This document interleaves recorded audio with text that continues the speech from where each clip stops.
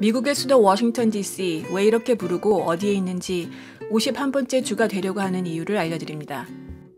미국입니다. 남쪽으로는 멕시코, 북쪽으로는 캐나다와 국경을 접하고 있죠. 미국의 수도 워싱턴 DC입니다. 미국 역사가 시작된 동부에 위치합니다. 아시다시피 미국에는 50개의 주가 있죠. 여기 보이는 미국 대륙에는 모두 48개의 주가 있습니다. 서부에 워싱턴 시가 아닌 워싱턴 주가 있습니다. 마이크로소프트와 스타벅스로 유명한 시애틀이 워싱턴 주에 있습니다. 49번째와 50번째 주인 하와이와 알래스카는 미국 본토와 많이 떨어져 있습니다. 둘 다 1959년에 정식으로 미국의 주가 되었습니다. 여기 워싱턴 DC가 미국의 51번째 주가 되고 싶어 합니다. 앞으로 설명드리겠습니다. 그럼 지금 현재 워싱턴 DC는 어느 주에 속할까요? 어디에 위치할까요? 워싱턴 DC 주변에 있는 주들입니다. 미국의 수도는 메릴랜드와 버지니아 주 사이에 위치하고 있습니다. 여기 버지니아주와 메릴랜드주 사이에 포타믹 강이 흐릅니다. 두 주를 나누는 경계이기도 합니다. 워싱턴 DC는 여기에 있습니다. 삼면이 메릴랜드주에 둘러싸여 있고 한쪽 경계는 버지니아를 향하고 있습니다. 아까 질문에 대한 답은 워싱턴 DC는 어느 주에도 속하지 않습니다. 연방정부가 직접 관할하는 연방도시입니다. 인구는 70만이 넘고 면적은 평방 177km 정도 됩니다. 인구수로는 미국의 작은 주들 예를 들면 와이어밍보다는 많습니다. 면적은 작은 시에 불과합니다. 한국의 대전광역시 유성구 면적과 비슷합니다. 워싱턴 DC라는 이름은 무슨 뜻이고 어디서 유래할까요? 워싱턴 DC는 풀어서 말하면 City of Washington, District of Columbia입니다. 그러니까 콜롬비아 구역에 있는 워싱턴시라는 의미입니다. 캘리포니아 주에 있는 로스앤젤레스시를 말할 때 로스앤젤레스 캘리포니아라고 하는 것과 같지요. 콜롬비아 구역명은 미 대륙을 발견한 콜럼버스의 이름을 따서 붙였다고 합니다. 워싱턴시의 명칭은 초대 대통령인 조지 워싱턴을 따라서 했다고 하고요. 워싱턴 DC는 계획도시입니다. 헌법을 만들 때 건국의 아버지들이 주 정부가 아닌 연방정부가 자리할 곳을 어떻게 마련할지 정해놓았습니다. 연방헌법 1조에 보면 연방국회가 모든 것을 알아서 하고 그 구역, 즉 디스트릭 오브 콜롬비아는 평방 100마일 이내로 하고 다른 주들이 양도하는 땅으로 자리를 마련하며 연방정부의 거주지로 한다고 적혀 있습니다. 그래서 맨 처음에 디스트릭 오브 콜롬비아는 평방 100마일에 이렇게 네모난 땅이었습니다.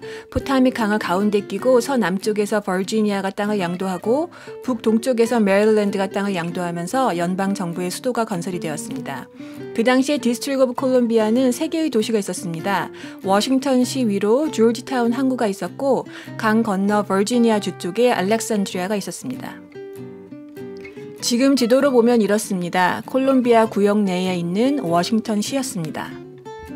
이후에 1847년에 국회가 버지니아에게 땅을 돌려주면서 포타믹 강 아래의 땅은 다시 버지니아에 귀속되었습니다. 이후 워싱턴 DC는 네모 모양이 아닌 지금의 모양으로 변했습니다. 그리고 구역 내의 한 도시였던 워싱턴시가 확장을 하면서 콜롬비아 구역과 워싱턴시의 경계가 같아졌습니다. 이제는 콜롬비아 구역이 곧 워싱턴시입니다. 즉 DC랑 워싱턴은 같은 지역입니다. 워싱턴 DC는 시장의 행정수반입니다. 여기 바우서 시장이 보입니다. 워싱턴 DC는 아주 오랫동안 미국의 51번째 주가 되고 싶어 했습니다. 인구 70만의 작은 도시는 왜 주가 되고 싶어 할까요? 첫 번째로 정치적 권리를 찾기 위해서입니다. 미국 역사상 워싱턴 DC의 주민들은 상원의원과 하원의원을 국회에 보내지 못했습니다. 간접 민주주의의 핵심인 국회의원 선거를 하지 못한 거지요. 배남강 채널의 미국 대선 시리즈와 상원 하원 편에서 설명드린 것처럼 모든 주들은 동일하게 상원의원 2명과 인구수에 따라 다른 수의 하원의원을 선출하여 국회에 보냅니다. 현재 캘리포니아는 53인의 하원의원을 7개의 주가 1명의 하원의원을 선출하여 국회로 보냅니다.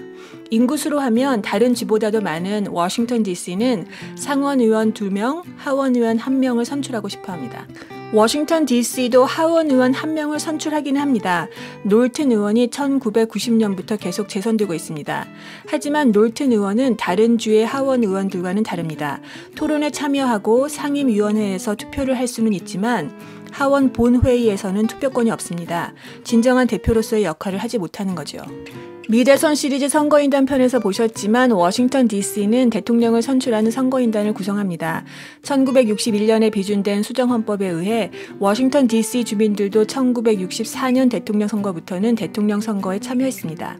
인구가 가장 적은 주가 가지는 선거인단 수 3명과 동일하게 워싱턴 DC도 3명의 선거인단을 구성합니다. 두 번째도 정치적인 이유입니다. 시정부의 자치권을 찾기 위해서입니다.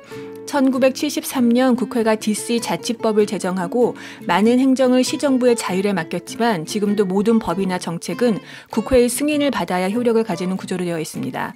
실제로 DC 시정부가 통과한 사안을 국회가 반대하면서 시행되지 못한 일들도 있었습니다.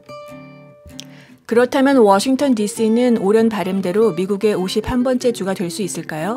실제로 2020년에 법안이 하원을 통과하였습니다. 하지만 상원이 그 안건을 투표에 붙이지 않으면서 국회가 끝났습니다. 새 국회가 구성되고 2021년 1월에 다시 DC를 주로 만들자는 법안이 제출되었습니다. 바이든 대통령은 찬성하는 쪽입니다. 어떻게 될지 지켜볼 일입니다. 워싱턴 DC는 미국 연방정부의 중요 기관들이 다 가까이 밀집해 있습니다. 이미 지난 편에서 소개해드린 입법부를 대표하는 국회의사당, 행정부의 수반이 거주하는 백악관, 미국 사법부의 최고 기관인 연방대법원들이 다 아주 가까운 거리에 있습니다. 또한 전 세계의 대사관들이 있습니다. 다음 편에서 동영상으로 다시 한번 보여드립니다. 워싱턴 DC는 유명한 관광지이기도 합니다. 내셔널 몰이라고 하는 큰 공원을 중심으로 수많은 기념관과 박물관들이 있습니다. 이것도 다음 편에서 동영상으로 보여드립니다. 제2차 세계대전 기념물 중에는 한국전쟁 참전용사 기념지도 있습니다.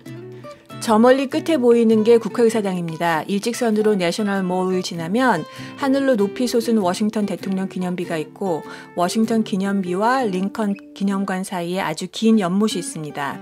리플렉션 폴이라고 합니다. 이곳은 종종 미국 시민운동의 요지가 되기도 합니다.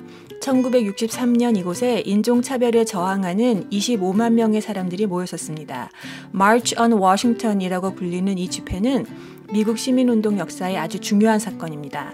당시 흑인 인권운동가이며 목사님인 마틴 루터 킹 주니어가 그 유명한 I have a dream 연설을 한 곳이기도 합니다. 피부색에 상관없이 모두가 평등하고 자유롭게 사는 세상을 꿈꾸는 희망적인 메시지는 지금도 자주 인용되는 명연설입니다. 그 중에 한 대목 들어보시겠습니다. Just as I have a dream that my 4 little children will one day live in a nation where they will not be judged by the color of their skin but by the content of their character. I have a dream today.